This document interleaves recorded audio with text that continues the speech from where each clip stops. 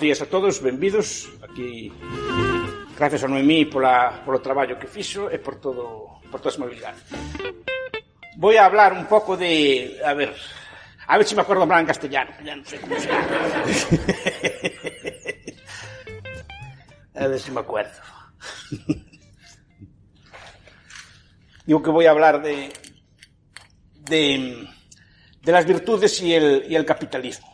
Voy a hablar así una locución así muy fina sobre la virtud y el capitalismo. A ver, estaba yo para el curso del Juan de Mariana, que me invitaron amablemente este año, estuve leyendo a Daniel Bell, que es un sociólogo americano, no sé si alguno lo conoce, tiene un libro que se llama Las contradicciones culturales del capitalismo, que es un libro así, que explica, un libro fantástico en entender, que explica muy bien, primero, cuáles son las virtudes que llevan a que exista una sociedad capitalista y después, como esa sociedad capitalista, una vez avanzada, una vez que triunfó, está destruyendo las virtudes que llevaron a triunfar el capitalismo. Esa es la tesis de Bell, y es una tesis que a mí me parece muy interesante. Es decir, antiguamente los gallegos de antes hablaban del vicio, que la gente ahora tiene mucho vicio.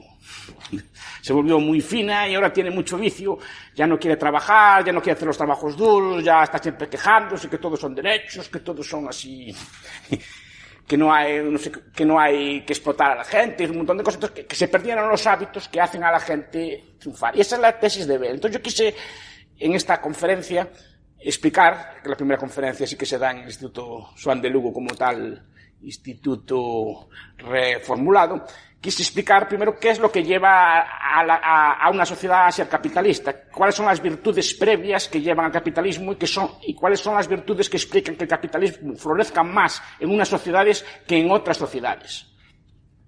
El capitalismo, la sociedad capitalista está compuesta de tres elementos, básicamente, ¿no? Es decir, que es por un lado, la existencia de capitales, dos elementos, la existencia de capitales, o sea, de ahorros, de bienes que no son consumidos directamente, sino que se ahorran para ser consumidos en el futuro o para ser consumidos de otra forma. Son parte del consumo, por ejemplo, o millo da semente, o sea, el millo de la siembra. Es decir, se apartaba parte del maíz, no se consumía en el momento y servía para producir más maíz en el futuro. Ese es un ejemplo de capital primitivo. Pero después cualquier tipo de herramienta, cualquier tipo de máquina requería un proceso de producción temporal, necesitaba un ahorro, necesitaba de una serie de productos que alimentaran al productor de la pala, después del arado, después del tractor, después de lo que venga después. Necesitas un ahorro previo para financiar eso.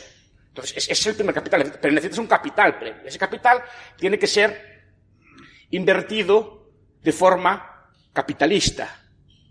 Si no, tampoco vale de nada.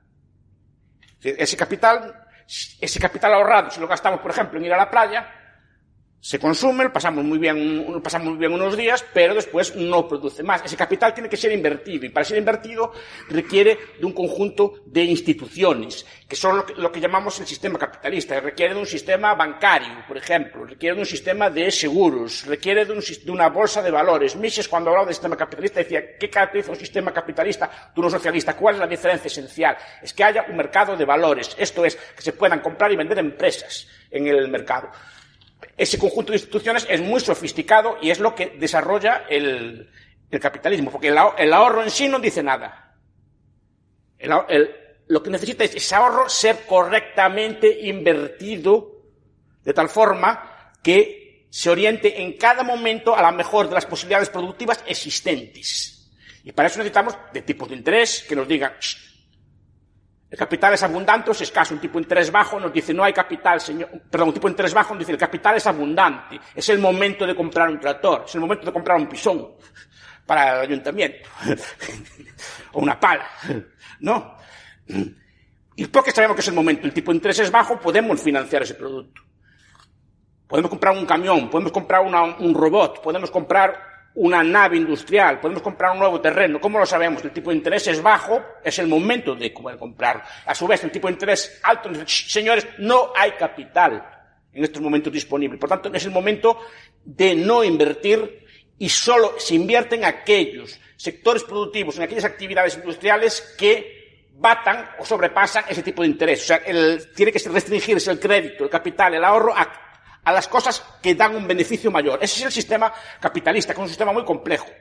Y es un sistema histórico. Se construye en Europa, sobre todo en Italia, en el siglo XV, que se empieza ya a racionalizar ese tipo de sistemas con la contabilidad de doble entrada. Después empiezan a aparecer los sistemas bancarios más o menos modernos. Después fueron prostituidos e intervenidos por los gobiernos. Se crea todo el sistema de los seguros, se crea todos los sistemas actuariales, se crean las cámaras de compensación, las cámaras de todo tipo de instituciones que permiten los mercados de divisas, después fueron evolucionando, etcétera, y que construyen lo que llamamos el sistema capitalista. Pero el sistema capitalista necesita unos capitales previos para poder funcionar. Eso combinado, esto es, los ahorros con el sistema capitalista, es lo que deriva en la llamada sociedad de libre mercado, la que llevó a la revolución industrial y la que llevó a la riqueza y al progreso a cada vez mayor parte del mundo. Pero antes de que exista el sistema capitalista, que es lo que normalmente estudiamos en este tipo de cursos, es decir, todas las instituciones que componen esto, normalmente los austriacos estamos discutiendo sobre la banca. O sea, 100%. Tiene que haber liquidez, tiene que haber letras reales, cosas por como tiene que estar organizado el sistema bancario, como tiene que estar organizado el sistema de los seguros, cómo debe regularse pues la emisión de moneda, etcétera, todo este tipo de cosas. Y lo que debatimos en estos foros. Pero rara vez, por lo menos en los austriacos modernos, los antiguos sí, se centran en el sistema de valores que lleva a que existan capitales para poder invertir después. Y esto es lo que quería yo tocar hoy, y que es lo que explica Bell. Es decir, la sociedad capitalista se funda en una serie de sociedades que tenían una serie de valores, y no todas las sociedades lo tienen, y a día de hoy no todas las sociedades lo tienen. Además, los valores igual que se tienen, se pierden. Y esta es la tesis de Bell. Las sociedades ricas, opulentas, generan una serie de hábitos de consumo, una serie de hábitos de conducta que pueden llevar potencialmente a la destrucción del sistema que los hizo ricos a ellos. Por tanto, el capitalismo no es una cuestión solo de bolsas, valores, mercados, divisas, cosas por el estilo. Es una cuestión de valores. Valores, ideas, principios. Eso es lo que básicamente explica el sistema capitalista. Repito, sin el sistema tampoco funciona de nada. Ustedes trabajar como burros, ahorrar como burros, pero si el sistema no les permite invertirlos bien, asignar bien esos ahorros, van a seguir siendo pobres. Pero sin ese ahorro previo, por mucho sistema que haya, no va a haber capitalismo tampoco. Es decir, una sociedad llena de bolsas, valores y cosas por el estilo, todo tipo de cámaras de compensación, cámaras de liquidez, cosas por el estilo, sin gente que ahorre parte de lo que gana, o empresas que ahorren parte de lo que ganen, no va a existir. Es más, puede darse el caso inverso, que cuanto más ricos seamos, ese capital se vaya destruyendo y las sociedades, aun contando con sofisticadísimos sistemas, sean cada vez más pobres, sean cada vez menos prósperas. Entonces, hablar de valores normalmente es una cosa conservadora. Yo soy un conservador, soy un libertario conservador, soy un paleo conservador, derecha vieja. No soy de derecha moderna, así de esta que hay ahora, de la gente fina, de la derecha de Madrid, estas cosas que hay por ahí. Capitalismo social y innovación, entre cosas así. No, yo soy más bien de valores viejos. Entonces, estudiando esto, pues empecé a descubrir una serie de clásicos, sobre todo victorianos. La sociedad victoriana es la que crea el capitalismo moderno, que financia la revolución industrial. Entonces descubrí unos autores. Estos valores están muy presentes, por ejemplo, en las novelas, en John Galsworthy, en la saga de los Forsyth, está en Elizabeth Gaskell, en Norte y Sur, y en sus novelas. Pero está, por ejemplo, un viejo victoriano que nadie conoce, y eso que está traducido hace mucho tiempo, que se llama Samuel Smiles. Curiosamente, tiene una serie de libros que se llama Ahorro, Vida y Carácter, Vida de los Grandes Industriales, por ejemplo, ¿no? Ayúdate, es decir, que explica de una forma simple cómo prosperar. Y básicamente lo que explica él es una serie de hábitos de conducta. Son principios, son valores. Valores que los gallegos o los castellanos de antes tenían y que ahora se perdieron. Saben ustedes, el yerno de Karl Marx escribió un libro, Paul Lafargue, un comunista francés de origen cubano, escribió un libro que se llama El derecho a la pereza, que influyó muy negativamente a muchas generaciones de socialistas, porque decía que el socialismo iba a ser no trabajar, básicamente.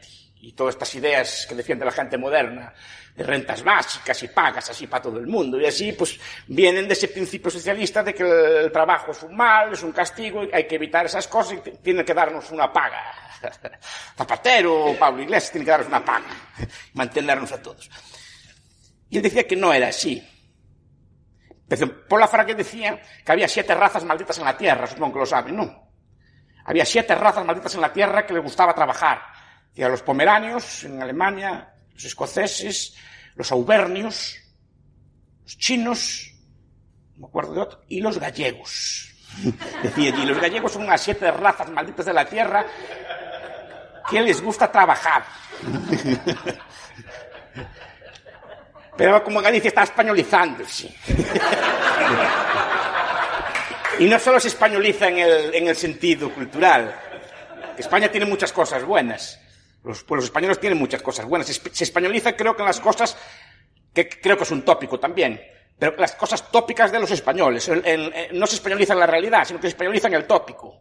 Y el tópico es, no viva la Virgen, vamos a tomar unos pescaditos, vamos a la fiesta de San Fermín, vamos allí a las fiestas todas. Que se pierden los valores viejos. Esto es un tópico, obviamente, no es real. Pero el tópico es el tópico, bueno, es el tópico de esto del español como vago, que tampoco es cierto. Pero ese tópico es el que trasluce y es el que permea. Y es el que nos influye. La idea de no trabajar, que ese tópico en España sé que no es cierto. Pero sí que hay esa imagen ritual de esto, y esto es lo que se está copiando. Esa idea, no hay que trabajar, que el trabajo es una maldición de Dios, y no hay que ir al trabajo. Que mañana es sábado, no puedes, como me contaba a mí un señor que decía, es que fui a buscar unos empleados para ir para el almacén y nos preguntaban si tenían que trabajar el sábado. Y cuando les dije que tenían que trabajar el sábado, que no iban, porque si no podían ir de marcha el viernes. ¿No? Y este tipo de cosas, que yo no las creía, las vi varias veces ya. En gente joven. Entonces digo, eso, ¿de qué deriva esa falta del trabajo cuando los gallegos de antes, yo recuerdo pues, a mis abuelos o los amigos de mis abuelos trabajando los domingos por la mañana y tal, así todo el día levantando, decían, las vacas comen todos los días, diciendo así, no había descanso y era todo el día trabajar y consideraban una vagancia estar así ocioso, incluso los sábados por la tarde iban allí a acabar el campo, es decir, no había descanso, a lo mejor el domingo por la tarde descansaban un poco, pero es decir, ese tipo de vida que fue lo que llevó a Galicia, en general a España, en general a los pueblos de Europa adelante, se está perdiendo, y se pierde precisamente por un exceso de opulencia. Entonces, es más, incide, y esto, repito, que este tipo de libros ya no se inciden, en valores, en principios que se están perdiendo. ¿Y cuáles son esos valores? El primer valor es el del ahorro. El ahorro es un valor principal. El ahorro requiere sacrificar consumo presente por consumo futuro. Esto es, no gastar todo lo que se ingresa, sino apartar una pequeña parte para el futuro. Si ustedes leen cualquier libro de finanzas personales, que es una literatura que creo yo que debería enseñarse, yo no creo mucho en la escuela pública, como ya verán, pero de enseñarse algo, ¿por qué no enseñan unas pequeñas finanzas personales a los jóvenes? ¿No? No finanzas de empresa, no finanzas corporativas, sino pequeñas finanzas personales. Llevar tus cuentas personales al día, de no gastar más de lo que ingresas, etc. Entonces, si leen cualquier tratadito de los que hay abundantes, muy buenos, el de Kiyosaki, por ejemplo, de Padre Rico, Padre Pobre, que es un libro que a mí me gusta mucho, por ejemplo, o cualquier libro de este estilo, ven, o el hombre más rico de Babilonia, de Clashing, que es otro libro muy interesante, dicen que la clave de la riqueza, la clave de la prosperidad es, si ganas 100, aparta siempre 10 para el futuro, y gasta 90, pero siempre acostúmbrate a vivir un 10% por debajo de lo que ganas, como mínimo. Si ustedes ven los hábitos de ahorro de la tierra, ve que los países que más crecen del mundo son varios de los que más ahorran. El chino ahorra, de promedio, pensando en Hong Kong, en Macao, en Singapur, otros pueblos chinos que son prósperos, ahorra el 50% de lo que gana de promedio. Pues nada, ¿cómo crecen? ¿Cómo desarrollan? No desarrollan por algo, porque son pueblos muy duros en el trabajo, los chinos eran una de las 7 razas malditas también, y muy ahorradores, son muy frugales, se acostumbran siempre a vivir por debajo de lo que ganan. Entonces, digo, el primer hábito es el ahorro, pero esa capacidad de ahorro tampoco nace porque sí. Necesita de una serie de factores. Primero, la propiedad privada. Nadie va a ahorrar por un objetivo común. Sobre todo porque entonces sí que habría una tendencia al freerider. Como dicen así también los politólogos así más exquisitos, o los economistas más exquisitos. Porque si no la gente, ahorrando para el común, no tiene ningún incentivo porque no puede controlar cuál va a ser el uso de ese trabajo. La propiedad privada, si leen los tratados clásicos de Pipes, por ejemplo, que es un libro fantástico, Propiedad y Libertad, que es un libro absolutamente fantástico, Propiedad y Libertad, que explica perfectamente por qué aparece la propiedad, cuál es la función de la propiedad y cuáles son las virtudes de la propiedad, o ni siquiera en el de Guy Sorman, por qué la propiedad. Por ejemplo, que es un libro que explica muy bien esa función de la propiedad. La propiedad básicamente evita conflictos y sobre todo hace a uno dependiente de sí mismo. Sabe que la propiedad, nadie te va a ayudar si te va mal. Si tu campo se deteriora y no está cuidado, tu maíz no crece, tus animales están flacos, es tu problema y tienes que cuidar tú de ellos. Te autorresponsabiliza, no le echas la culpa a un ente colectivo. Si la sociedad, la comunidad, el Estado, algo así de este estilo, no, que es el que cuida, no. O cuidas tú de tú mismo, nadie va a cuidar de ti. Y es una función principal porque lleva a que cada uno, nosotros saquemos lo mejor de nosotros mismos. Y entre esas virtudes está, si no ahorro y no preveo, el año que viene no tengo para comer.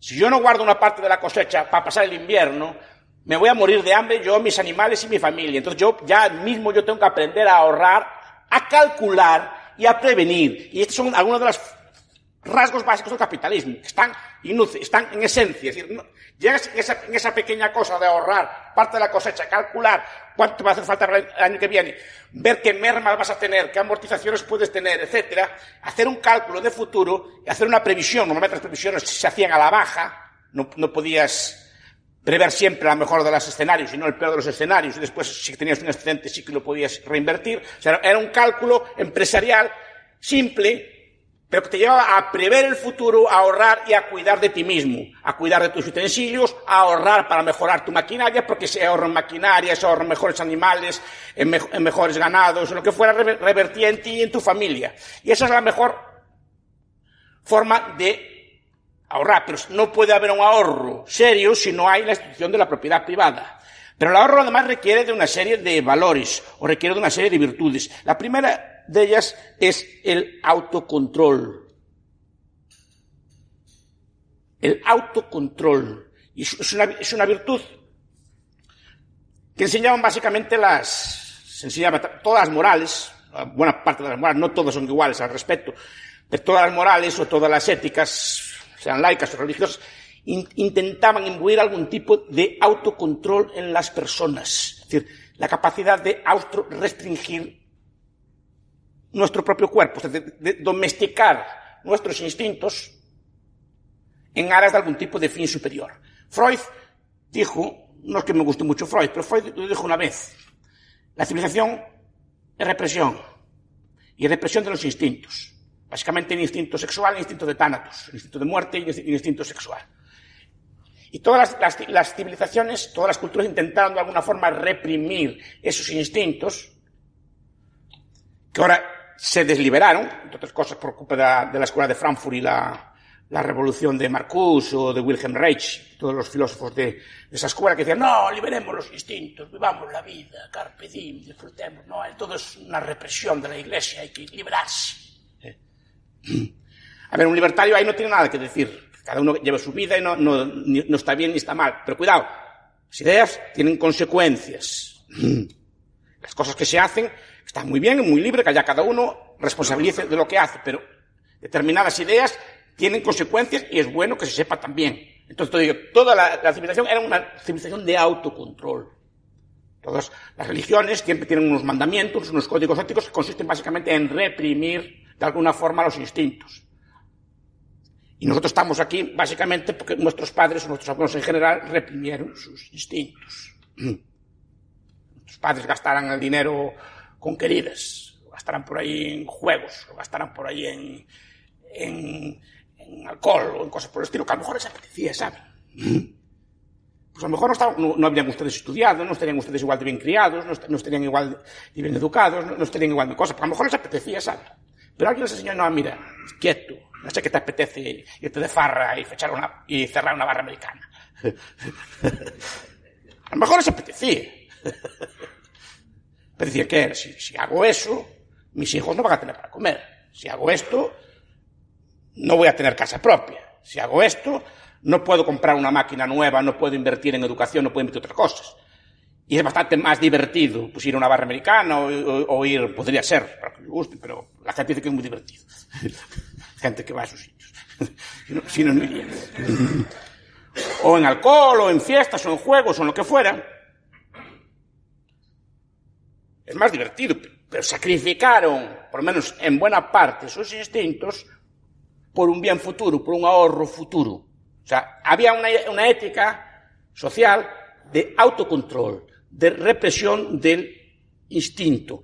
Y esa represión del instinto, que repito que es moral, yo no sé cómo es el ser humano natural, yo creo que el ser humano natural no es así. Esto es una cosa que se educa, que se influye. Si quieren, como dirían los hayekianos, es algo evolutivo.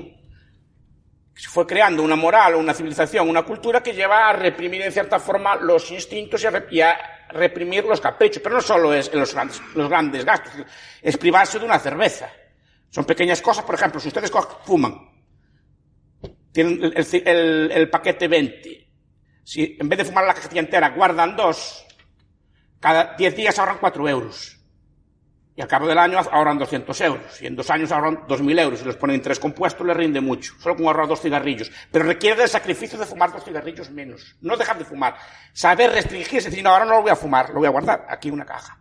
O no voy a tomar una cerveza. No voy a tomar la segunda cerveza. Y ese dinero a la hucha. Requería de un sacrificio. Si ese sacrificio es capaz de hacerlo de forma ordenada, organizada y no gastando todo lo que tienes, no comiendo todo lo que tienes, eso lleva a un autocontrol, a una dinámica. De ahí que, por ejemplo, las religiones, las educaciones antiguas eran muy severas.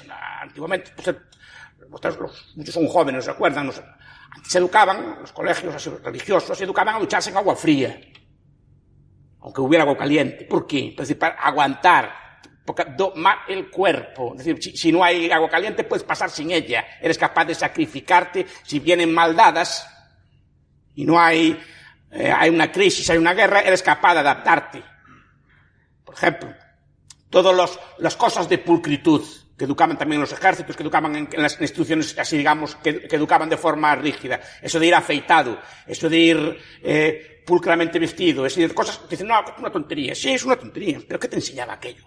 A levantarte 5 minutos antes, por pura disciplina, afeitarte e ir pulcro. Te enseñaba a domesticar el instinto de quedarte en la cama, aunque fuera 5 minutos más, para levantarte, para ir pulcro, afeitado, con el pelo corto, bien vestido, con los zapatos lustrados, porque eso requiere de tiempo, son pequeños esfuerzos que te enseñaban a domesticarte a ti mismo. Y si eres capaz de domesticarte a ti mismo, controlar tus impulsos, reprimir tus instintos, o restringir, no tienes por qué domarlos de todo, pero sí restringirlos, eso lleva a una cultura de ahorro y es la base de una cultura de civilización. Pero es muy difícil establecer ese tipo de valores de sacrificio, dureza, etcétera, en sociedades como las nuestras que son hedonistas. Porque triunfan valores de otro estilo, son valores ideológicos también, de hedonismo, vamos, en momentos, jaja, vamos a privarnos, no sé qué, no sé cuánto, que vamos a vivir la vida, que se acaba pronto, y vamos y comamos, que mañana moriremos, y cosas por el estilo, esas cosas que se miran así, muchas cosas que se ven así en las películas, y carpe diem, así, 1000 veces maldito. Porque eso es lo que lleva a las sociedades a no ahorrar. Entonces requiere de un autocontrol, requiere de un sacrificio, requiere de una domesticación de uno mismo, y eso es muy difícil. Pero repito, todas las éticas, las cristianas, las budistas, incluso muchas éticas laicas, inciden en ese aspecto de autocontrol. Pero la sociedad moderna no es una sociedad de autocontrol porque se pierde cualquier tipo de razón trascendente o cualquier tipo de razón para controlar o domesticar el cuerpo. El discurso actual es el contrario, de liberarse, disfrutar de la vida y no reprimir los instintos. Cuando la base, repito, del ahorro, la base de la civilización es el autocontrol. Implica también cierta autonomía mental, es decir, la idea de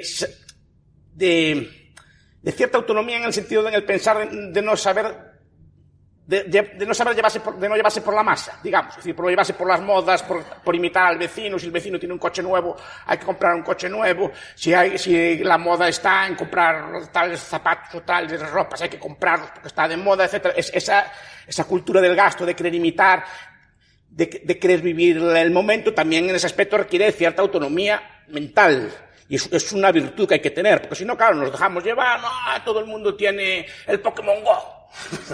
Como algunos libertarios que yo conozco. Tienen el Pokémon Go, pues hay que cambiar el móvil, porque mi móvil ya está capado, ya no vale para el Pokémon Go, hay que comprar un móvil nuevo de última generación, y después el bajar el Pokémon Go y no sé qué más cosas. ¿Por qué? Porque todo el mundo lo tiene, yo no voy a ser menos que todo el mundo. No. Ese tipo de cosas, una persona educada a la antigua, cuando te dice, mira, ahora no tengo dinero, o no es el momento, mi teléfono móvil está en uso, pues ya compraré el Pokémon Go cuando se me rompa este. De momento no me hace falta ninguna.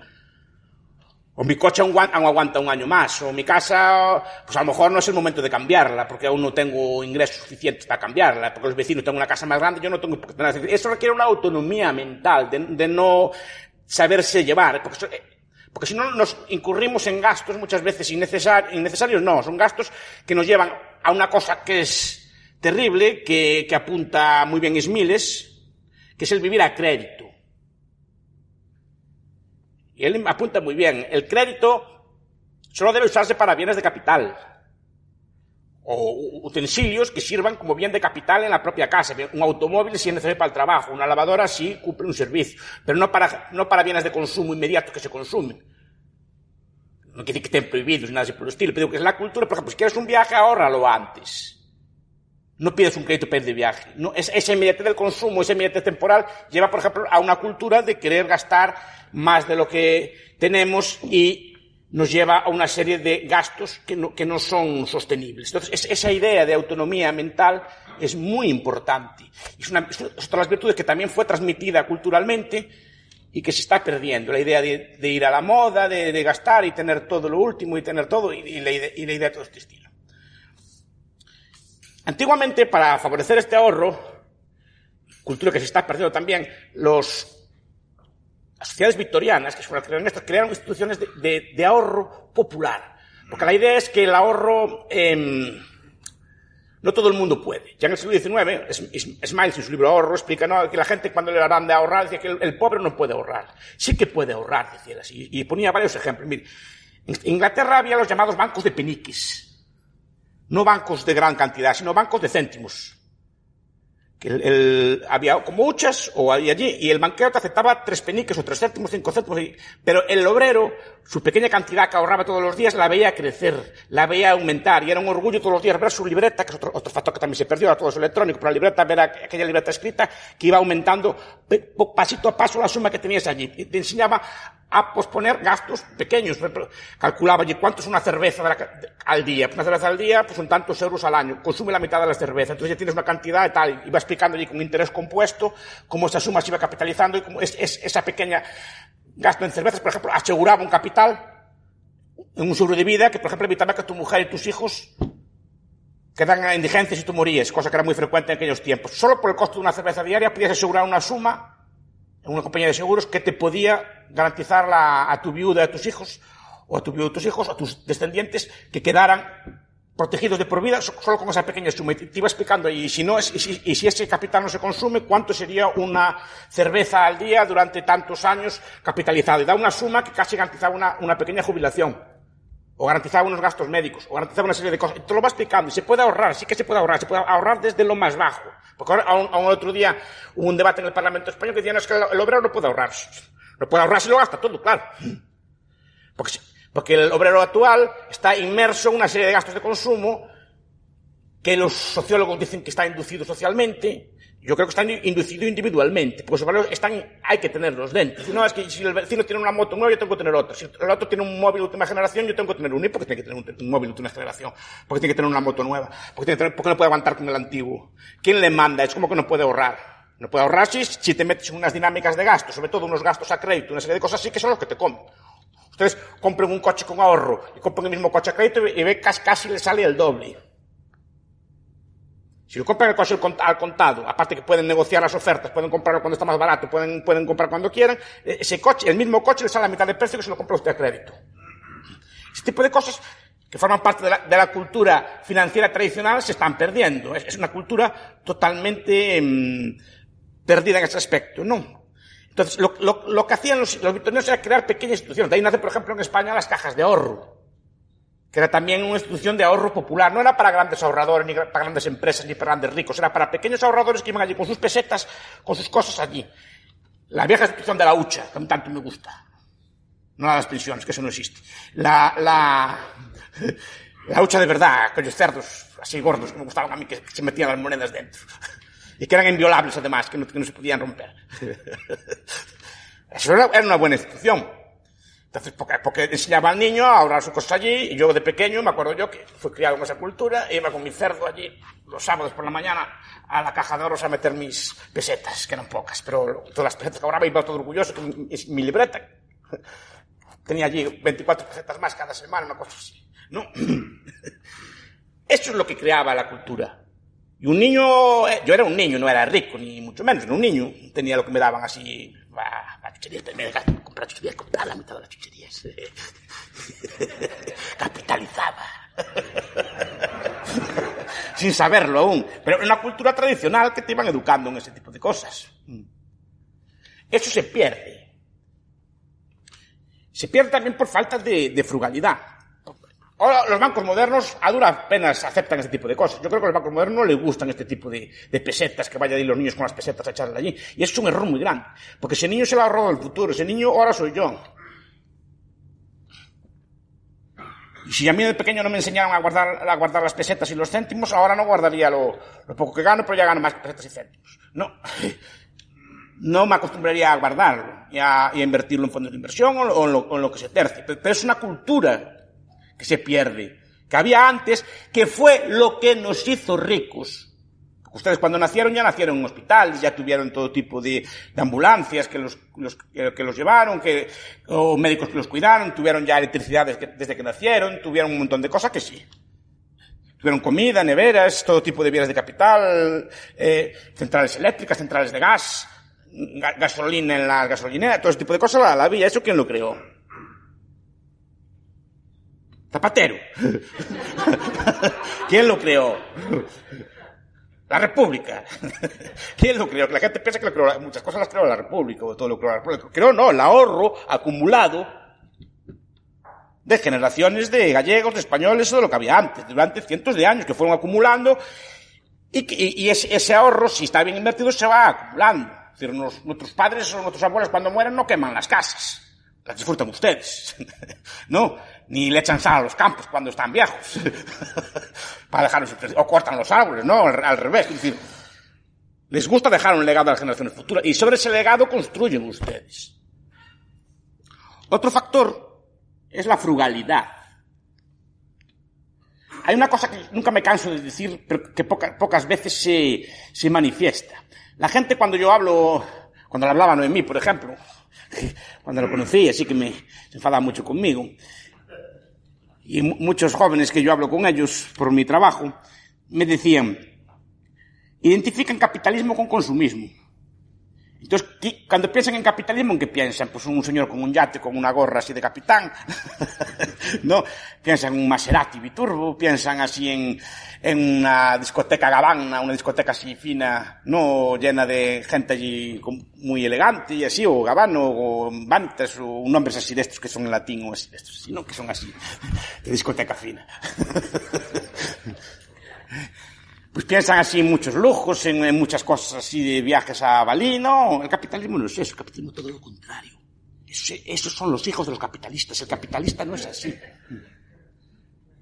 Los capitalistas que conozco yo comían el menú del obrero, con sus obreros. Esos son los capitalistas que conocía yo, y ahorraban, y no gastaban, y siempre miraban la peseta y miraban todo. Por eso llegaban a ricos, porque ahorraban, y ese ahorro lo invertían sabiamente. Los capitalistas, no los capitalistas políticos, los capitalistas de verdad, los empresarios que creaban empresas y que hacían empresas pequeñas o grandes. Pero la visión es la misma, o incluso una persona normal, un obrero normal, un sistema, una empresa, también actuaba empresarialmente cuando ahorraba y pensaba en su futuro, pensaba en sus cosas. No solo es un privilegio. O sea, la distinción entre empresario y no empresario es muy tenue.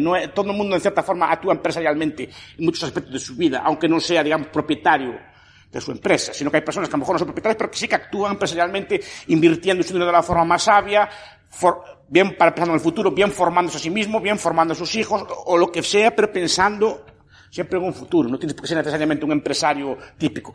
Pero la idea es eso, de que el capitalismo es consumismo. Tú piensas que el capitalismo es esto que se miran así en las revistas del Corazón, o esta gente así con un yate muy grande, y están los anuncios de la tele o de la radio, lo quieres ya en el momento. Si miran así anuncios de sorteos, de lotería y cosas por el estilo, que se escuchan así mucho, lo quieres ya, quieres un yate, quieres una cosa así. Yo no juego. Si jugara yo tocar la lotería, yo si no lo tocaba. El montón no se toca, se pone a rendir. Y lo que hace esto es darte una vida más cómoda al resto de tu vida, pero no compraría un bien que me arruine. De hecho, por ejemplo, ustedes miren, todos los que le tocan la lotería, que es un estudio muy interesante que se debería hacer. Las personas que le tocan la lotería, un 70-80% de ellos a los 4 años están más pobres que antes. Porque no solo están pobres como antes, están con deudas. Miren el caso de muchos futbolistas, el caso de muchos boxeadores o artistas de cine, así que cuando tienen una racha mal dada, me dicen, de tal actriz que si miran los periódicos arruinada. Si esa persona gana una porrada de dinero, ¿cómo está arruinada? O tal futbolista se lo mira allí en la indigencia. Como salió otro día un futbolista inglés que fuera de tal, se miraba allí en un asilo así todo pobre. No. ¿Y por qué? Porque no tienen dinero, y eso se identifica con el capitalismo, pero no son capitalistas, no tienen la cultura del capitalismo. La cultura del capitalismo es ese dinero hay que ahorrarlo, no gastarlo en el momento, y ese dinero bien invertido te puede dar una vida muy cómoda en mucho tiempo. Pero tienes que privarte a corto plazo de comprar un coche caro, salvo que lo puedas mantener, una casa cara, salvo que la puedas mantener, etcétera. Porque muchas de las inversiones que hacen son inversiones que no son inversiones, son inversiones que te comen el dinero. Mantener un coche de lujo es carísimo, además los coches se deprecian muchísimo, hacer casas a medida, a gusto de uno, puedes disfrutarlas, pero después son peores de vender. Mejor tener un apartamento estándar que es más fácil de vender o de alquilar si te va mal, que tener una casa muy bonita, pero después, cuando la vendes siempre le pierdes algo, porque es una casa diseñada a tu gusto, no al gusto del otro. Entonces, nunca vas a venderla exactamente igual que la compraste. Entonces, ese tipo de cosas son los que llevan. Pero la gente identifica el capitalismo con estos ricos. No con lo que lo llevó a ser ricos. Yo digo, no señor, el capitalismo no es consumismo, el capitalismo es el anticonsumismo. Es privarse siempre de parte de lo que ganas, no gastar todo lo que ganas, gastar solo una parte de lo que ganas y privarte de cosas que podrías tener ahora, pero sabes que te pueden ser dañinas o costosas en el futuro. Y esa es la idea que hay. La idea de frugalidad es una idea que hay que tener. La idea, bueno, pues esto de cierta modestia, cierto no aparentar, pues comprar las cosas al mejor precio, o no gastar por compulsión, etcétera. Pues también requiere de hábitos, requiere de una costumbre, requiere de la idea de no comprar necesariamente de marca, puedes, nada más, que esté en contra de las marcas, haya cada uno, repito, no estoy haciendo una crítica moral. Cada persona es libre de llevar la vida que quiera, y esto no es un juicio moral, pero llevar la vida que quieres implica también responsabilizarte de las decisiones que haces después. Si tú gastas el dinero en marcas, después no puedes quejarte de que estás pobre. Si compras el dinero en coches de lujo, no puedes quejarte que estás pobre después. Si te viene mal dada cualquier cosa, no puedes mantenerlo. Y tienes que malvenderlo y perder un montón de dinero, o malvender tu casa, o malvender tus cosas por no prever, por no saber sacrificarte en el momento. Por eso me gustaba muy tanto Johan Cruyff. Decía, no, el coche hay que tener un Ford Fiesta. Decir así. Viejo, de esos así. Para durar toda la fortuna del fútbol. Y a él le duró la fortuna del futbolista casi o se lo dicen por lo menos, toda la vida. Y él le duró, fue capaz de más o menos, y hay algunos futbolistas que no así, precisamente porque tienen un Ford Fiesta. En cambio, sus compañeros pues compran el coche de última gama y después al cabo de unos años están arruinados. Eso requiere frugalidad, que es otro valor que se pierde. No andar así de señoritos a la moda, así a cosas finas, a comer mi cuy de pato. Como hablábamos antes, así, ¿no? Pues un pulpo, una empanada y llega la tortilla, para picar. Que no quiere decir que a veces un micuí de pato, que no sea bien, una boda, una cosa así, porque todos los días así, cada vez es una cosa que te puede llevar a la ruina. Por último, la gestión del tiempo. La gestión del tiempo también es muy importante. El tiempo tiene un valor mucho mayor cuando se es joven que cuando se es viejo. Y la gente piensa al revés. Todo lo que inviertan ahora de jóvenes es como invertirlo a interés compuesto. Les va a rendir toda la vida. Todo lo que aprendan ahora de jóvenes, por ejemplo, mucha gente vive toda la vida de lo que aprendió de joven. De las carreras que hizo de joven, de los estudios acertó al escogerlos cuando fue de joven, o de los trabajos que hizo de joven, o incluso de los ahorros que hizo de joven. Todas esas cosas que hace de jóvenes rinden a interés compuesto. Y rinden más porque la capacidad de capitalización, la capacidad de aprovechamiento es mucho mayor que en otro tipo de etapas de la vida. Digamos que las etapas más senectas de la vida es cuando tienes que disfrutar de lo que hiciste de joven. Pero la idea del tiempo, la idea de ser puntual, que es otro hábito de seriedad. Las sociedades entre sí difieren. Yo hice una cosa para un artículo también hablando de esto. Es decir, las sociedades entre sí, lo cual tampoco es bueno ni mal, difieren entre sí. No todas tienen la misma ética del tiempo, no todas tienen la misma ética del trabajo, ni todas tienen exactamente la misma ética de la calidad. Hay sociedades que, digamos, eso le llaman también la gente ahora, si los estudiosos le llaman capital social. Es decir, hay culturas que son como más trabajadoras, que son serias, que si dicen a las 9, y ustedes si viajan por el mundo se dan cuenta, si dicen a las 9 menos 5 está allí la persona. Ni antes ni después, pero a las 9 menos 5 está allí, y a las 9, y te esperan 5 minutos. Por 5 minutos estás, te vas. Otros dicen, bueno, ya maestro, ya llegaremos y tal. Me pasó varias veces, ya llegaré. Me llegaron 1 hora y media tarde, dicen hora y tal, horita y tal. Cada país tiene su cultura del tiempo y de la puntualidad, y es de la seriedad. Eso también requiere un hábito porque el tiempo es oro, decía Benjamin Franklin, y es cierto, el tiempo es el capital más escaso, el tiempo es, económicamente, es de los factores que explican la acción humana, es uno de los factores principales. De hecho, el principal problema que tiene el ser humano de cálculo es el cálculo del tiempo, es la escasez primigenia, es el bien más escaso que existe, es un bien que difícilmente puede ser prorrogado, el tiempo. Entonces, es el que hay que usar con más seriedad, no hacérselo gastar a los demás, y requiere también unos hábitos de dominio de sí mismo, porque la puntualidad que implica cálculo también. ¿Cuánto me va a llegar hasta allí? Yo no puedo llegar tarde, porque está el señor esperando por mí. Entonces, tengo que llegar a Madrid a las 7, que tengo una cita allí con el señor Nogales, ¿no? Por ejemplo. ¿Cuánto me lleva a llegar a Madrid? Pues me lleva 1 hora en avión, tal, yo calculo. Entonces, ¿qué avión tengo que coger? Nunca, si quedo a las 7 no me cogerá el avión de las 6, tengo que coger el avión de las 3 o el que haya antes para yo llegar con tiempo, calcular qué medio de transporte voy a usar. Si calculo con tiempo, puedo usar un medio de transporte más barato, puedo ir en metro en vez de en taxi, requiere una serie de cálculos para llegar allí, una previsión y un autodominio. Implica levantarse de la cama, por ejemplo, 1 hora correcta para estar en punto a los sitios, y requiere un control del tiempo. Eso, la puntualidad es tan importante. Y de ahí derivan todos los hábitos de trabajo, por ejemplo, los hábitos de absentismo. Hay sitios que la gente es más trabajadora que otros. La gente va a sitios que está allí. Decían cuenta la leyenda que los alemanes, el día siguiente de perder la guerra, en 1945, estaban todos en las puertas de las fábricas. Aún estaban destruidas, estaban allí, porque había que estar allí. A las 9 de la mañana estaban todos allí. Perdieron la guerra, no estaban allí en la fábrica. Para ver qué había que hacer. Aunque no vieron nada que hacer, estaban allí. Eso es un hábito que se adquiere culturalmente, sí, por cada individuo, pero requiere una disciplina, una calidad, o sea, que el trabajo esté bien hecho, no solo esté hecho, sino que esté bien hecho, que la pieza esté bien acabada, que el cosido esté bien rematado. Este tipo de cosas son culturales y derivan también de esta gestión del tiempo, esta gestión de la frugalidad. Este tipo de gestiones son las que dan las sociedades unas más ricas que otras. Por eso el trabajo, aparte de la capitalización que tenga cada uno, también depende de la calidad. Es decir, no es lo mismo un producto de un país que de otro. Hay países en la Tierra que tienen mejor fama de producir que otros, y eso se paga. Es decir, aparte del trabajo, el estar hecho por esos trabajadores se paga, y la gente valora productos de calidad de tal país y valora menos productos de otro país. Y eso, la remuneración de un trabajador no es solo lo que produce, sino es el valor de lo que produce. Y si tenemos un hábito de trabajo, una cultura de seriedad, una cosa por el estilo, eso lleva a una sociedad próspera y rica. Estos hábitos que les expliqué, también hay que aplicarlos a una escala superior. Estos hábitos de frugalidad, de ahorro, si una sociedad los tiene, también los transmite a sus estados.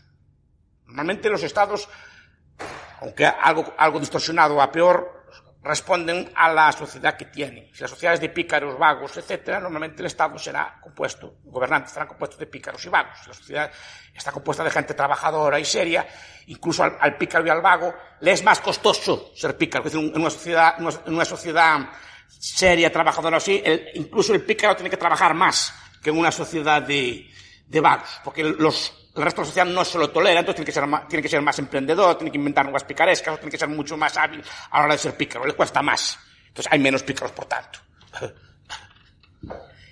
Este tipo de hábitos se extienden al estado. Si la sociedad no tiene ese hábito de frugalidad, es difícilmente que los gobiernos la tengan. Si la sociedad es gastadora, es muy difícil que el Estado sea austero. Si la sociedad en general tiene deudas y gasta y vive por encima de lo que gana, es muy difícil que le reclame al Estado que gaste por debajo de lo que gana. Si la sociedad, en cambio, vive por debajo de lo que gana, es muy probable que la sociedad reclame electoralmente o reclame de otro tipo de formas gobiernos que gasten menos y, por lo tanto, que lleven a un círculo virtuoso de la sociedad. ¿Y todo esto para qué? La buena noticia es que las sociedades que llevan esto al final consumen más, al final viven mejor, al final tienen todo tipo de bienes. Precisamente ese sacrificio lleva a que las sociedades sean más ricas. Esta es la parte buena del asunto. Solo que no lleva ahora, lleva a lo largo de la vida. Ustedes miren las vidas de sus padres o de sus abuelos. Fue una vida de continua mejora.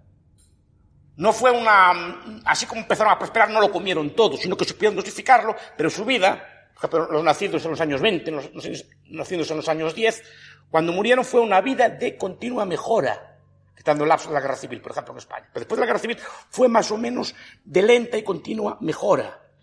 Ese sacrificio rindió su fruto y cuando esas personas murieron, su nivel de vida era 3 o 4 veces mejor que cuando nacieron y disfrutaban de unos bienes de consumo, unos bienes de renta que ni soñaron cuando nacieron. Y todo eso gracias al sacrificio. El sacrificio al final compensó. El problema es que las generaciones actuales nacen en la opulencia, piensan que la opulencia es algo dado, que no deriva de unos valores, y por lo tanto que se puede comer. Y si se cambian los valores, la sociedad puede degenerar.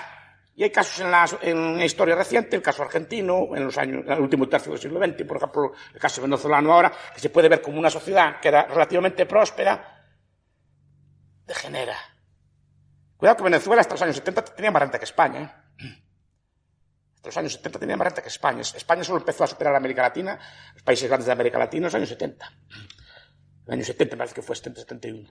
Hasta ese momento eran más ricos todos. De hecho, la migración era de aquí a allá, no de allá a acá.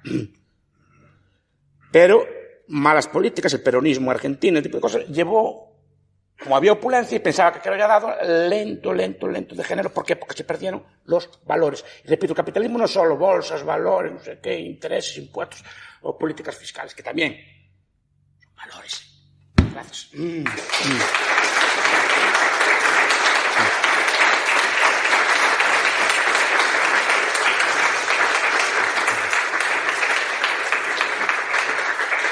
Pues estaría muy agradecido si me hacen preguntas o si quieren discutir conmigo.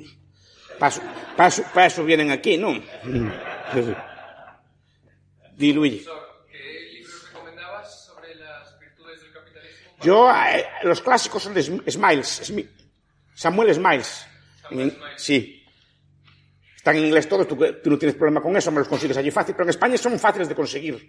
Están en Iberlibro, en AbeBooks, en cualquier librería de segunda mano buena, tienen los libros de Samuel Smiles. Están traducidos al español desde los años 30, son ediciones viejas. La prueba es que ya no se reeditan. Y son libros para mí me gustan muy agradables, porque, por ejemplo, sobre todo yo recomiendo Ahorro, se llama así. Creo que en inglés es Thrift, el nombre que tiene. Porque va explicando qué truquitos se hacen para ahorrar, incluso un obrero, una persona humilde, y cómo ese ahorro va poco a poco compensando, y cómo ese ahorro requiere de cierta frugalidad. No abandonarla de todo el vicio ni represión absoluta, sino saber justificar la vida y los vicios. Y eso lleva a mucha gente a vidas de prosperidad. Todos los seguros mutuos de los obreros eran creados como sus pequeños ahorros, y absolutamente privados. Eran asociaciones de obreros que se creaban entre ellos, mutualizaban ahorro, creaban compañías de seguro, creaban pequeñas cajas de ahorro, creaban pequeños bancos. El banco de peniques, a mí esa cosa que yo no la conocía me fascinó. Sí, bancos, ahorrabas un penique. Y así ibas sumando aquel penique allí todos los días. Que así es poca cosa, a lo mejor no es muy rentable, pero creaban un hábito que esas personas al final iban ahorrando cada vez más. Y llevaba a vidas mejoraba en todos los aspectos, no solo ya en el aspecto del ahorro, mejoraba incluso cuando veía aquello que prosperaba, pues la gente decía que bebía menos cerveza y ahorraba más. No es que no gastaba toda la paga en la taberna como gastaba mucha la gente en España también antiguamente. Fue muy común que los obreros el día de pago, que eran los sábados, iban a gastar toda la taberna o cosas por el estilo. Pues esas costumbres se fueron lentamente, moderando. En los años 30, cuenta James Bartholomew que el pueblo inglés era de los pueblos más civilizados de la tierra. Era un pueblo, decía él, precisamente por esas costumbres de moderación, de frugalidad. Él decía que era un pueblo que aplaudía al rival en los campos de fútbol. Y ahora ya no. Ahora el estado de bienestar es hablar de mañana, pero el estado de bienestar no. hooligans y cosas por el estilo. No es culpable del cambio de cultura. Un detalle respecto al ahorro. Comentaba hace un momentín el tema de comprar un coche que sale más barato del contado que a crédito. Eso era antes. Ahora, si va a comprar un coche, es más caro de contado que a crédito. Porque como el dinero es gratis, el gran negocio que se está haciendo, desvirtuando un poco el valor del dinero, es ese. Lo que se está buscando es financiarse. Los concesionarios de automóviles están ganando más dinero por lo que ganan con el financiamiento que con la venta pura y dura del coche. Lo que quiero decir con esto es que al final el ahorrador de a pie, que entiende por ahorro eso, ir apartando esa amiguita constante, ¿dónde lo mete? O sea, lo hemos ido arrinconando. O sea, no todo el mundo tiene la capacidad para conocer ciertos mecanismos de ahorro, aparte del poner en la hucha puede invertirlo, depende del riesgo que quiera asumir, pero puede invertirlo en metales preciosos, hay muchos activos de invertir, desde bienes raíces, todo tipo de cosas. Pero la idea es el ahorro. Otra cosa es que el Estado, la política monetaria, distorsiona por completo esto y genera nuevas crisis, claro, porque al final eso se acaba pagando. Se acaba pagando porque está distorsionando. El interés no puede ser cero, el interés no puede ser negativo, jamás. Jamás. Es una cosa que es contraria a la naturaleza humana. No puedes pagar más por un bien en el presente que en el futuro. Es decir, que un bien en el futuro tiene que ser siempre más caro que en el presente. Porque precisamente te están pagando esa privación no sé si lo dije bien. Es decir, que en el futuro siempre tiene que ser más caro que en el presente. Porque te están pagando, tú consumes algo en el futuro, tienen que pagarte la privación actual. Ahí está el mérito, en el sacrificio. Para que los gobiernos están distorsionando por completo la economía, pero aún así creo que sigue siendo más barato comprarlo al contado que... Sí, porque al final hay que financiarlo. La financiera gana algo. ¿Sí? La financiera con trucos intenta que lo financies porque sabe que así gana algo. Esa dicotomía de que llegas a comprar el coche y tiene un precio más barato financiado. Pero aún así, si por ejemplo usted, suponiendo una situación, invierte 100 euros al mes, es un caso hipotético, durante 10 años, eso más o menos, un fondo de inversión, eso depende también de la rentabilidad que tenga y así, más o menos de promedio en los últimos 50 años, eso son 20.000 euros al cabo de 10 años. Ahora ya sé que es algo menos, incluso puede asumir un riesgo, pero más o menos 100 euros al mes a 10 años eran 20.000 euros, de los cuales usted ponía 12 o 13.000 euros, ponía usted y el resto eran intereses que le daban. Si usted compra un coche de 20.000 euros a un interés de mercado, ese coche a lo mejor le salía por 24, 25, 26, 27, 28.000 euros. El mismo coche a usted le salía por 12.000 reales y financiado a 24.000 el coche de 20.000. Siempre le sale rendiendo, porque en un caso siempre algún tipo de rentabilidad tendrá. Claro, las rentabilidades requieren de algún tipo de riesgo, ese es el problema.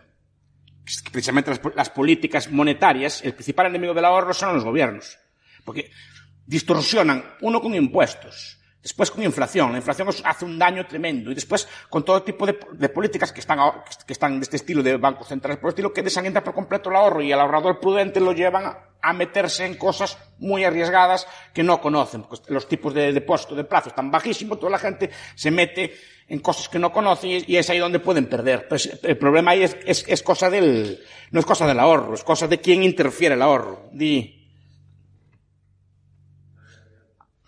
Profesora Blanco. Estoy al 99,9%, no puede ser a 100, pero el 99,9% de acuerdo con usted. Sí.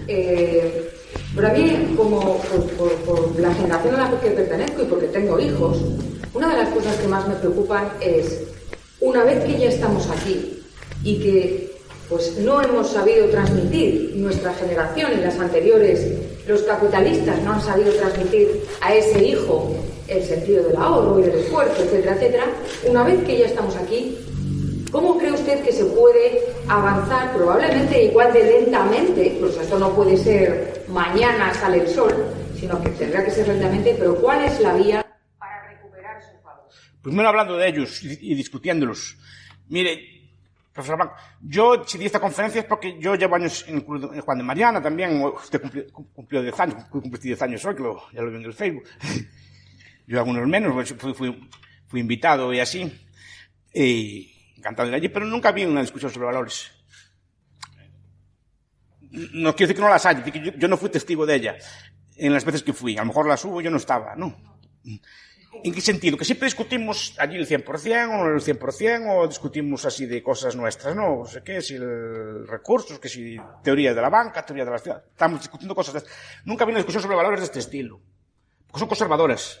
Los valores que están defendiendo aquí, si se quieren defender, repito, no hay que cogerlos, son muy conservadores. Son valores antiguos, de represión, de frugalidad, de ahorro. Mire, pues no hay, como nos decían a nosotros de pequeños, no sé a los jóvenes de ahora como los crían.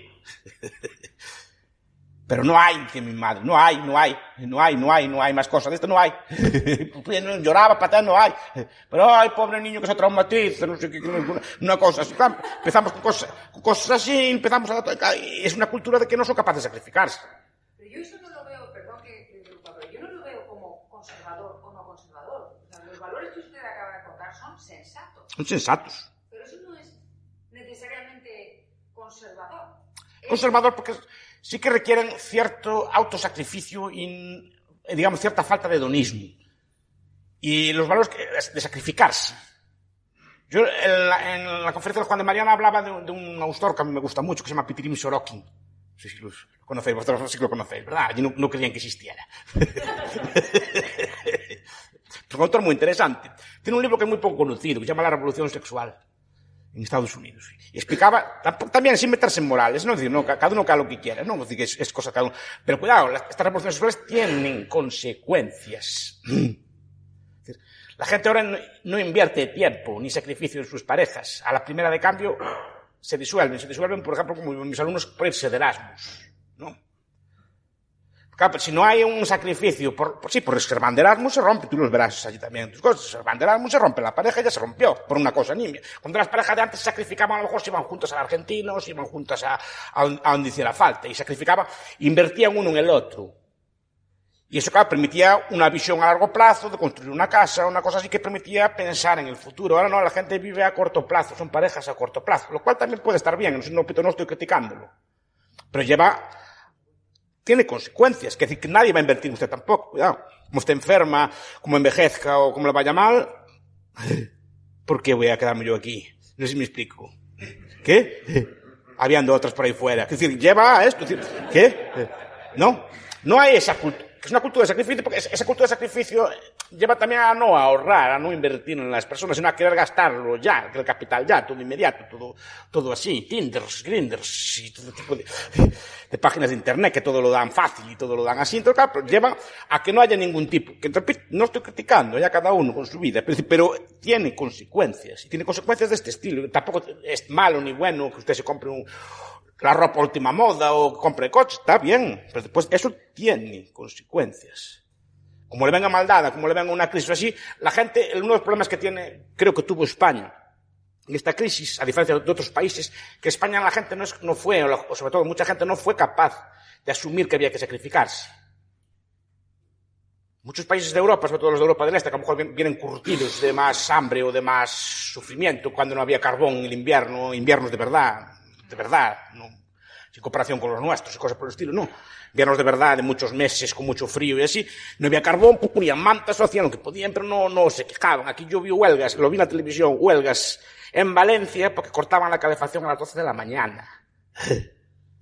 Huelgas de estudiantes porque era un sacrificio. Entonces, ¿cómo estudiamos nosotros? Que no teníamos a lo mejor ni calefacción ni nada en la escuela. O eran solo unas horas contadas. ¿Cómo estudiamos? ¿Cómo sobrevivimos? Pero repito, porque a nosotros nos educaban, a lo mejor era muy duro, así, de vez en cuando a ducharnos con agua fría. Sabíamos lo que era sufrir.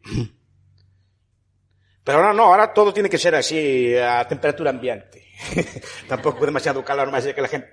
Que no estoy criticando, los jóvenes de ahora no creo que lo hagan por mal, pero simplemente están educados en esa falta de valores. Tampoco es bueno ni mal. ¿Y cómo avanzamos? Explicándolo y contándolo. Esta cosa que acabo de decir ahora, por ejemplo, de este tipo de cosas, de hablar del vicio, sí, bueno, del vicio, es una forma de hablar mía, ¿no? Que decían los gallegos de antes, que la gente antes tenía muchos vicios. Explicando que las sociedades prosperan y se desarrollan porque son capaces de sacrificarse. Esos valores son conservadores porque antes los transmitían las religiones o las éticas. Y ahora no tiene usted un sustituto equivalente para darlo. Es decir, ¿en nombre de qué te sacrificas? No solo eso. ¿para qué te sacrificas? Claro. Porque vivimos en la época de los derechos. Sí. Pero como yo tengo derecho a, porque yo tengo que ahorrar, si yo tengo derecho a que me mantengan, yo tengo derecho a que me den, yo tengo derecho a seguridad social, o sea, el Papa Estado está ahí. Entonces, quitarle esa mentalidad a la gente no es fácil, porque es decirle, no, tío, tienes tú que ver por ti mismo.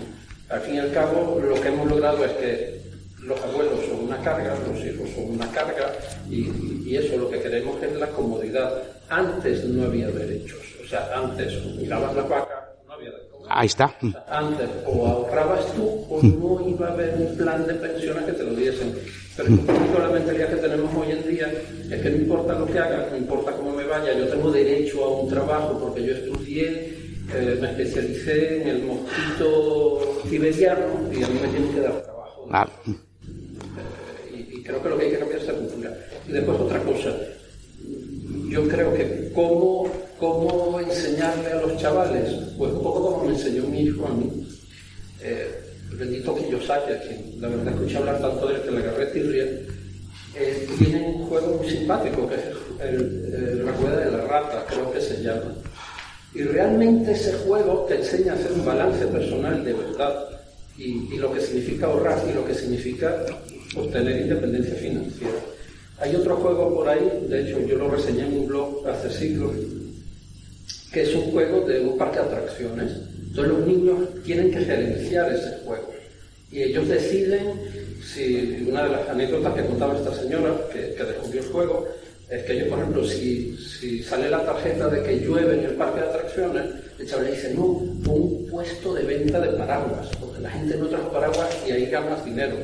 Ese tipo de cosas es la que habría que potenciar, creo yo. Sí, claro. Totalmente de acuerdo. De eso voy a hablar mañana en el tal bienestar y así. Pero sí, perfecto. Precisamente sobre eso, lo de... Eso no es una... El estado de bienestar invierte, le dice a la gente que invierte, yo voy a ocuparme de tus pensiones, de la salud, de la educación y de la vivienda, que son los elementos esenciales o los más importantes para prever el futuro. Sí. Entonces lo que te dejan es tú lo que te puedes ocupar, de lo que te puedes encargar, de lo que puedes ser más libre, ¿de qué es? Del consumo. Sí. Es decir, lo natural es, según está el bienestar, que tú tiendas a tener un punto de vista hedonista, porque lo único que tienes decisión completa es lo que puedes consumir. Eso no es una intención buscada y directa.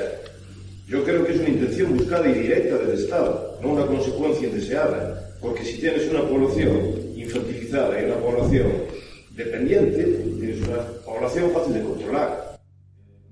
Sí. Y por eso creo que los valores no me quiero meter en esto, pero los valores que enseñan la educación no son precisamente favorables a lo que estoy diciendo yo. La educación, digamos, los currículos oficiales, no, creo que no hay nada de finanzas personales, no es, sabe más por Nugal que yo, pero creo que no hay nada de finanzas personales, ni siquiera se discuten ese tipo de valores. Creo que se consideran valores carcas, conservadores o cosas por el estilo, y por eso yo los defiendo. Le preguntaba al profesor Blanco, pues hay que explicarlos y defenderlos, porque el capitalismo no es una cuestión económica, es una cuestión de valores. Y creo que muchas veces los debates que damos, los damos con cifras, que si el PIB, que si comparamos a Cuba con Argentina, con tal, y con el PIB subió, bajó la tasa de desigualdad y cosas por el estilo. Eso no, creo que es una trampa. La cuestión son valores, y los valores llevan al otro. Pero valores interiorizados. Y si no los explicamos y no empezamos a discutir nosotros, no sé quién nos va a explicar. Señora Armada. Yo creo, profesor, que te faltó un valor. Me faltaron muchos, pero quise circunscribirme al tiempo de la conferencia. ¿Sí? Uno yo creo que bastante importante. No sé si Es un valor, pero el resultado de todos los valores que tú expresas dan lugar a un valor más importante, que es ser confiable. Es decir, si os acordáis, reputación. los que sois de aldea o los que no sois de aldea, yo creo que la economía tradicional se mantenía gracias a la confianza. Tú ibas a una feria y muchas veces las vacas no se pagaban al momento. Se cerraban un choque de manos, la vaca se pagaría cuando se pagaría, pero se pagaba. En las tiendas que pudiera haber, con más suministro, menos suministro, lo de fiar era muy habitual y se pagaba siempre. Y sobre todo en las cooperativas de crédito, benditas cooperativas de crédito, aquellas tradicionales, rurales y tal, se dejaba el dinero y eran todo pactos de confianza. La gente se desvivía por devolver el dinero, lo devolvía siempre. Me extraña que hubiera las tasas de morosidad que tienen hoy en día los bancos, hasta creo que no sé si existiría, y la gente cumplía los pactos. Prácticamente no se firmaban papeles, pero la gente devolvía el dinero cuando podía, se mataba, se esforzaba. Si un mes podía devolver 10, devolvía 10, pero si al siguiente podía devolver 25, iba a la cooperativa y devolvía los 25, y en 2-3 años habían devuelto el dinero. Con lo cual, termino, no sé si es un valor o es el resultado de todos esos valores que... Es el resultado de esos valores. Porque esos valores de seriedad, de cumplimiento y tal, llevan a que tú te puedas fiar del otro. En una sociedad moderna te puedes fiar del otro. Te fías de una sociedad que todo el mundo llega, O sea, en el ámbito profesional, en el ámbito amoroso, cualquier tipo de cosas. ¿Por qué te vas a fiar de nadie? Porque no hay unas garantías previas, no hay unas garantías, digamos, sociales o morales previas que te permitan fiarte de nadie. Entonces tienes a tomar garantías y a no fiarte de nadie, y ese no fiarte de nadie lleva a que nadie se fíe de ti tampoco. Y al final es una cosa muy, muy disolvente. Yo creo, o sea, Hayek, tal como define la religión, dice la religión no es que cree en la moral, la religión transmite la moral. Y la transmite de forma barata. Esa es la idea de él. O sea, los principios morales que están aquí explicados, las religiones lo transmitían de forma simple, con unos mandamientos, con unos códigos, una cosa así, que eran catecismos y cosas por el estilo, que otros decían así, y digamos que tenían un origen trascendente. Entonces no se discutían. Y entonces tú lo aprendías, que había que ser bueno, no había que robar, no había que fraudar, y ibas aprendiendo aquellas costumbres que eran morales. Hoy día faltan ese tipo de referentes trascendentes, o el eco que tienen se va perdiendo con el tiempo. Porque no tienes unos valores sustitutos. Entonces, esos hábitos de frugalidad, no, como decías antes, no tienen una... ¿Por qué? ¿Por qué vas a hacer? O sea, te decía, porque Dios quiere que seáis así. Bueno, también o será cierto o no será cierto. Eso ya es cuestión de cada uno. Pero la gente lo hacía. Y ahora no, ¿qué valores le das? ¿Por qué? Si le dice el profesor Blanco a su hija, pues no, tienes que hacer tal cosa. ¿Y por qué? ¿No? ¿Cómo se lo explicas? Así les das una explicación a un cálculo de interés a largo plazo, le dices tú, claro. Claro, pero tiene que ser, si ve una autoridad personal, es bueno que haya un tipo de código moral o algo así, sea o no sea, pero funcionaba en ese aspecto. Y esa es la función que tenía históricamente la religión, de transmitir esos valores de forma barata y fácil, y fácilmente comprensible, y de forma común a una comunidad bastante grande.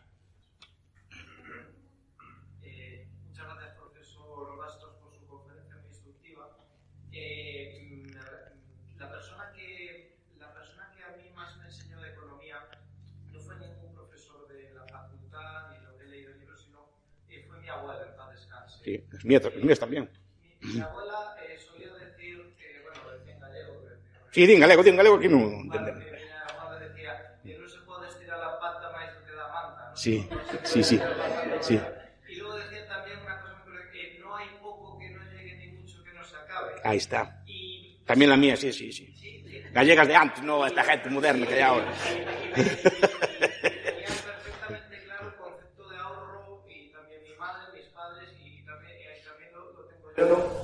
Sin embargo, hay una cosa que yo no veía bien en eso, que es el exceso de conservadurismo. Decía la profesora Blanco, no es conservadurismo en sentido común, pero sí tiene una parte, que es la siguiente, ¿no? Yo muchas veces me vino ahora mismo a la cabeza, por ejemplo, el primer colchón de látex que yo compré con mi mujer. Sí. Mi mujer no, ya hace bastante tiempo, y que costaba, pues no sé si 1.300 euros, una cosa así, ¿no? Y yo tenía el dinero, nosotros teníamos el dinero, y nosotros le dijimos a la señora de la tienda, ¿tiene facilidades de financiación? Y me dijeron, sí, a un año un 0% de interés. Entonces yo pienso, bueno, ¿para qué voy a dar mis 1.300 euros ahora si lo puedo financiar? ¿Para qué voy a dar yo mi liquidez? Entonces ese concepto, mi abuela, mi madre no lo entendía. Entonces yo le decía a ella, tú si pudieras ahora mismo elegir, mira, 0% y tienes siempre asumiendo que tienes el dinero en mano, ¿tú qué prefieres, dar tu dinero o que te lo... No, yo prefiero pagar porque descanso. Entonces, claro, ese concepto de decir, oye, es que tu dinero vale más dinero que el dinero que tienes, así que es la liquidez, que tú la tienes y la estás regalando. Entonces, que eso también es muy importante que lo tengamos en cuenta, sobre todo ya no a la gente mayor, que bueno, pues que es muy complicado cambiar esa mentalidad. Claro, tenemos el problema contrario, ¿no? Tenemos el problema de que tenemos no exceso de liquidez, sino exceso de vivir a crédito. Pero creo que también yo siempre hago la analogía de ese conductor. Digo, siempre hay dos clases de malos conductores: el que llega a un ceda al paso y está el ultraconservador que para, mira a un lado, mira a otro, aunque no venga nadie, para, y como si fuera un stop, y el ultraliberal, no. El sentido común, que le da igual el ceda al paso y que venga. Usted se da cuenta que eso que le ofrecían a usted por su colchón económicamente es insostenible. Es decir, que solo puede darse por una manipulación brutal de la moneda y del crédito por el Banco Central. Eso en una sociedad real no puede darse. Tiene que costarle siempre más el colchón. Lo que pasa es que el gobierno manipula la moneda. Pues claro, se quejan de que hay crisis, se quejan de que se deprime el mercado de la vivienda, de que caen las bolsas. No, es que al manipular el crédito, claro, usted actúa racionalmente. Pero una cosa que dice Smains es que era un tiempo que aún no había esta manipulación brutal del dinero, y obviamente financiar un colchón o cualquier cosa costaba siempre poco, lo que costara, pero costaba siempre financiarlo algo. Acostumbrarse siempre como su abuela a pagar al contado. Y es una cosa, las cosas, bueno, digamos, que se pueden comprar al contado, sobre todo los bienes de consumo. Ya no digo, un bien de capital tiene que rendirle en beneficios para amortizar esos intereses. Si no, no compra al contado. Acostúmbrese a sacrificar el consumo ahora para compre un colchón de segunda mano y vaya ahorrando para comprar el siguiente. Pero no compre el colchón ya a crédito. Eso se pasa ahora y por eso está distorsionando todo. Y estas políticas monetarias, este tipo de cosas, distorsiona por completo el ahorro, porque efectivamente, ¿para qué va a ahorrar usted a día de hoy? Si no le pagan nada en el banco y todo eso lo financian así, y que lleva una cultura, como decía Dani, de consumismo atroz que lleva a que la gente... Pero cuidado, imagine que usted ahora queda en el paro y se queda con una deuda, el colchón. No sé si me explico.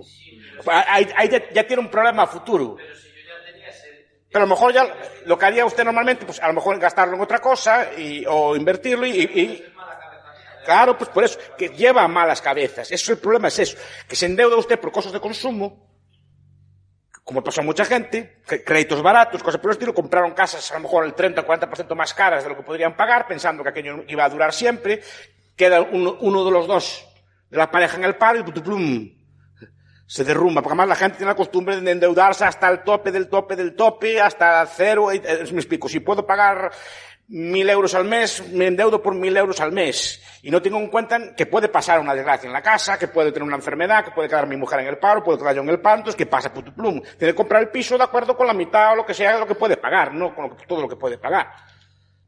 Pero eso no es causa del ahorro. Lo que pasa es que las políticas monetarias distorsionan por completo el ahorro. Hacen un daño terrible. Y eso es uno de los problemas que podemos hablar mañana. Pues muchas gracias. Sí, zurdos hijos de puta, tiemblen. La libertad avanza. ¡Viva la libertad, carajo! ¡Vamos!